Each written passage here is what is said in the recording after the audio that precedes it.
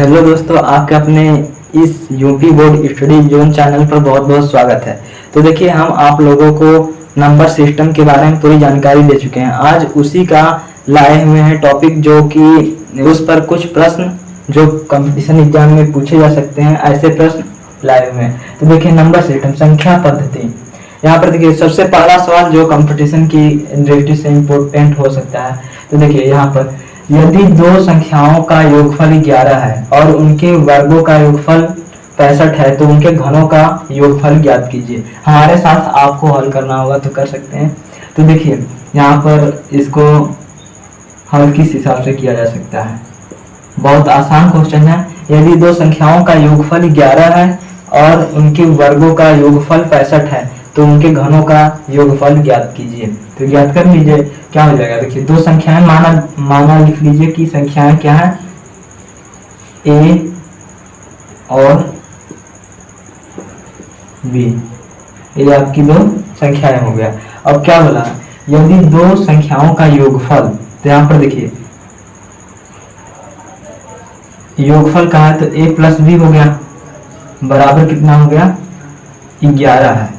तो इस हिसाब से इसको कर सकते हैं। और उनके वर्गों का योगफल 65 है। अब देखिए यहाँ पर क्या करना है, वर्गों का योगफल कहा है, मतलब कि आप संख्या क्या माने हैं, ए माने हैं, तो इसका ए का वर्ग कर लीजिए और प्लस बी का वर्ग कर लीजिए। तो कितना योगफल इसका दिया हुआ है, 65। तो उनके घनों का योगफल, मतलब हमें ज्ञात क्या करना है। तो देखिए यहाँ पर लिख देते हैं, हमें ज्ञात क्या करना है, हमें घनों का योगफल, उनके घनों का योगफल क्या होगा, ये ज्ञात करना है। अब देखिए यही क्वेश्चन है, इसको आपको बताना है, उसका क्वेश्चन मार्क का मान। अब देखिए क्या करना है, पहले a प्लस बी का मान आपको 11 दिया हुआ है, तो a प्लस बी का होल स्क्वायर है A square plus B square plus 2ab, यही होता है। तो देखिए आपको a प्लस बी का मान दिया हुआ है, आपको a प्लस बी का मान दिया हुआ है, कितना हो जाएगा, 11 मान दिया हुआ, 11 का स्क्वायर बराबर हो जाएगा। अब देखिए a square plus B square का भी आपको मान पता है, कितना है, 65। तो यहाँ पर 65 हो जाएगा, प्लस क्या हो जाएगा, 2ab। ये देखिए इतना तो आपको क्लियर होगा। इसके आगे देखिए क्या हो जाएगा। अब इसको हल कर लेते हैं। 11 का स्क्वायर आपको पता होगा कि 121 होता है। अब देखिए 65 है, 65 उतार लीजिए यहाँ पर, प्लस 2ab हो जाएगा। इसके आगे क्या करेंगे, यहाँ पर देखिए इसको हल कर लीजिए। 165 121 है, तो 121 फिर बराबर है, तो 65 इधर प्लस में है, इधर जाएगा तो क्या हो जाएगा, माइनस में हो जाएगा 65। तो यहाँ पर होगा बराबर 2ab। अब इसको घटा लीजिए, 11 से 5 घटेगा तो कितना बचेगा, 6, और यहाँ पर 11 हो गया, 11 से 6 घटेगा तो 5, बराबर 2ab हो गया। अब देखिए क्या करना है, इतना तो आपको क्लियर होगा। यहाँ पर क्या करना है कि ab बराबर कितना हो जाएगा, 56/2। अब इसको हल कर लीजिए, इसको जब काटेंगे तो आपका मान कितना हो जाएगा, यहाँ पर 2 दूना 4, 2 8 16, 28 हो जाएगा। आपका ये मान क्या हो जाएगा, 28 हो जाएगा। ए बी का मान आपको निकल गया, ए बी का मान निकल गया। अब देखिए क्या करना है, इसका मान बताना है। तो ए किस फार्मूले में आएगा, जब बीजी व्यंजक का आप फार्मूला पढ़े होंगे, तो एक को फार्मूला पढ़े होंगे ए प्लस बी का होल क्यूब, तो उसी को लगा देना है यहाँ पर। तो देखिए यहाँ पर इसको कर देते हैं, ए प्लस बी का होल क्यूब क्या होता है, A cube plus B cube plus 3ab एक कोष्टक में a प्लस बी। ये तो आप लोगों ने फार्मूला पढ़ा होगा। अब देखिए इसको ऐसे कर लेते हैं, क्या हो जाएगा a प्लस बी। इसका मान तो आपको दिया हुआ है 11 है, तो यहाँ पर रख देंगे 11। 11 का क्यूब हो जाएगा। उसके बाद बराबर इसका मान निकालना है। देखिए घनों का योगफल ज्ञात करना है ना, तो इसको उतार देंगे ऐसे। अब देखिए यहाँ पर प्लस 3ab है तो 3 हो जाएगा। ab का मान आप निकाले हुए हैं अभी। देखिए यहाँ पर ab का मान 28 आया हुआ है, तो यहाँ पर 28 रख दीजिए। 28 हो गया। और a प्लस बी का मान पता है 11 हो गया। अब क्या करना है, तो 11 का क्यूब कितना होगा, इतना होगा। 11 का घन 11 का 3 बार गुणा कर पता कर सकते हैं, तो इतना हो जाएगा। बराबर क्या हो गया a cube plus B cube. उसके बाद हो गया, इसको गुणा कर लीजिए।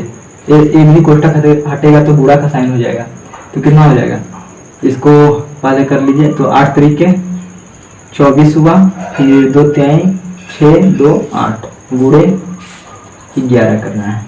अब देखिए क्या हो जाएगा, इसको हल कर लीजिए। 1 3 3 1 बराबर हो जाएगा a cube plus b cube. अब देखिए प्लस, अब देखिए इसको गुणा कर लीजिए। तो 11 का 4 बार पहाड़ लेंगे तो कितना हो जाएगा, 11 चौके 44 के 4 हो जाएगा, हासिल हो गया 4। 11 8 88, 88 में 4 जोड़ दीजिए तो 8 4 12 ऐसा कि क्या हो जाएगा 92। 88 में 4 जोड़ेंगे तो कितना हो जाएगा 92, तो 924 आया। अब देखिए ये इधर प्लस में है, इधर आएगा तो माइनस में हो जाएगा, तो इसको उतार लीजिए पहले। माइनस 924 बराबर a प्लस बी का क्यूब। ठीक, ये हो गया। अब देखिए 11 से 4 घटा तो कितना बचा 7। 11 से 4 घटा तो 7 बचा। यहाँ पर हो गया 2 2 2 0 हो गया।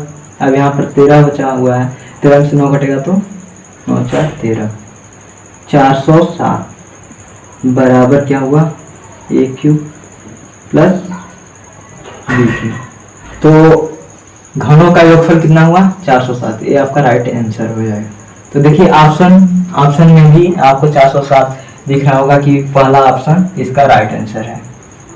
तो इस हिसाब से इसको हल कर सकते हैं। इतना आसान है और क्वेश्चन काफी सिंपल था। अब देखिए सेकंड क्वेश्चन है, तो आपको समझ में आ गया होगा, क्लियर हो गया होगा। इसी हिसाब से क्वेश्चन पूछा जाएगा कंपटीशन में। अब देखिए सेकंड क्वेश्चन, निम्न में कौन सी संख्या 2 5 और 10 से विभाज्य है। अब इसमें क्या करना है, ऐसी कौन सी संख्या है जो 2 5 और 10 से विभाज्य है, इसमें से बताना है। तो देखिए इसको आप ऐसे तो बताएंगे नहीं, इसी को हल करके बताना पड़ेगा। तो देख लीजिए पहले तीनों से होना चाहिए, जो यहाँ पर दिया हुआ है उससे ये संख्या जो तीनों विभाज्य हो जाएगा, एक ही संख्या जो है तो हो जाएगा बस आंसर। अब देखिए यहाँ पर 149 है, पहली नंबर यहाँ पर 9 है। 2 के केस में ऐसा नहीं होता, इसलिए ये राइट आंसर नहीं होगा। अब देखिए यहाँ पर 2 है, तो 2 से तो 2 हो जाएगा। अब 5 है, अब 5 का क्या है 0 और 5 होना चाहिए, तो ये भी गलत हो जाएगा, ये भी आंसर इसका नहीं होगा। अब देखिए यहाँ पर 1 9 4 00, यहाँ पर 2 है तो विभाज्यता की जांच का नियम आपको पढ़ाए हैं। अगर नहीं पढ़े होंगे तो जाकर देख लीजिए, वहाँ पर बताए हुए हैं कि ऐसे केस में क्या करेंगे। 2 है तो यहाँ पर 0 2 4 6 8 इकाई का अंक जो होता है तो वह 2 से भाज्य हो जाता है, ऐसा नियम बताए हुए हैं।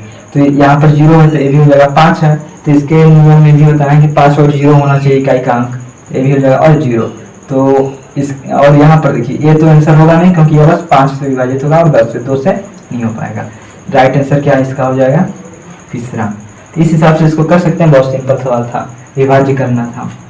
अब देखिए निम्न में कौन सी संख्या, यहाँ पर संख्या रहेगा, गलत हो गया, यहाँ पर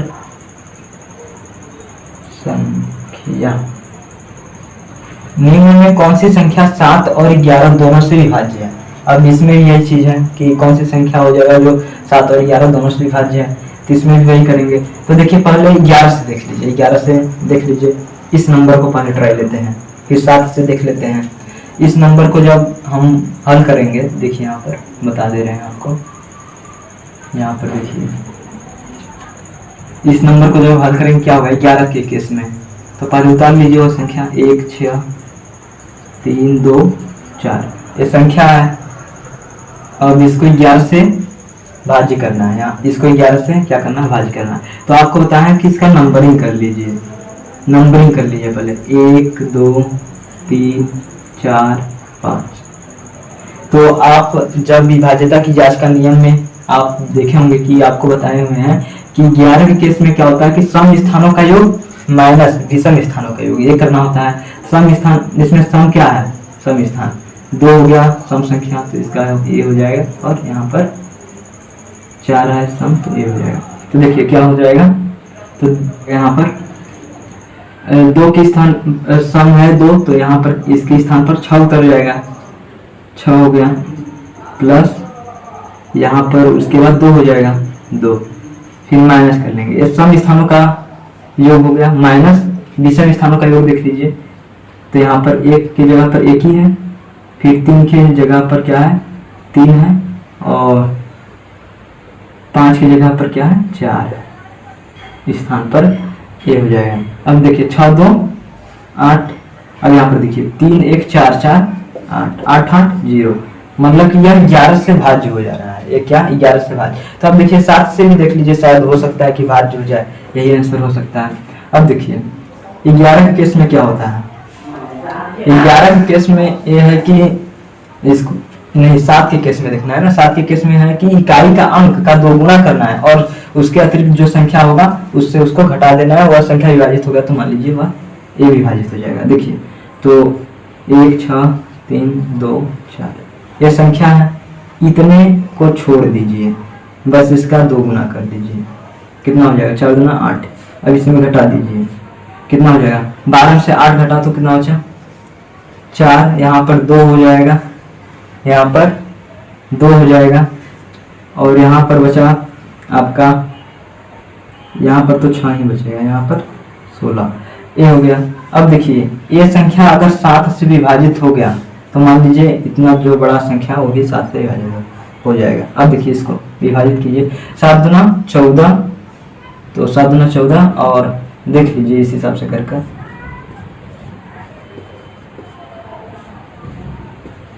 7 दूना 14 हो गया, समझ में तो इतना आ गया होगा आप लोगों को। फिर 6 में से 4 घटा तो 2 बचा, फिर 2, फिर 7 तरीके 21 हो गया, 2 में से 1, और यहाँ पर कितना हो गया 4, 7 दूना 14 कट गया। अर्थात कहने का क्या आशय है कि 7 और 11 से कौन सी संख्या विभाज्य होगी, तो पहला ही इसका राइट आंसर हो जाएगा, और इसमें चेक करने की जरूरत ही नहीं। तो फर्स्ट से शुरू कीजिए, उसके बाद आपको मिल जाएगा। अब जल्दी जल्दी करना पड़ेगा, कंपटीशन है, इसलिए इसको इसीलिए विभाज्यता की जांच का यहाँ आप लोगों को बताया गया है। अब देखिए चौथा क्वेश्चन क्या है, बहुत सिंपल है, ये भी आप क्वेश्चन देख रहे होंगे। 2 संख्याओं का योग 77 है तथा उनका अनुपात 6:5 है, उनका अंतर कितना है। ये भी सिंपल क्वेश्चन है, एक बार पढ़ लीजिए उसके बाद हल कीजिए। इसको देखिए हल करते हैं,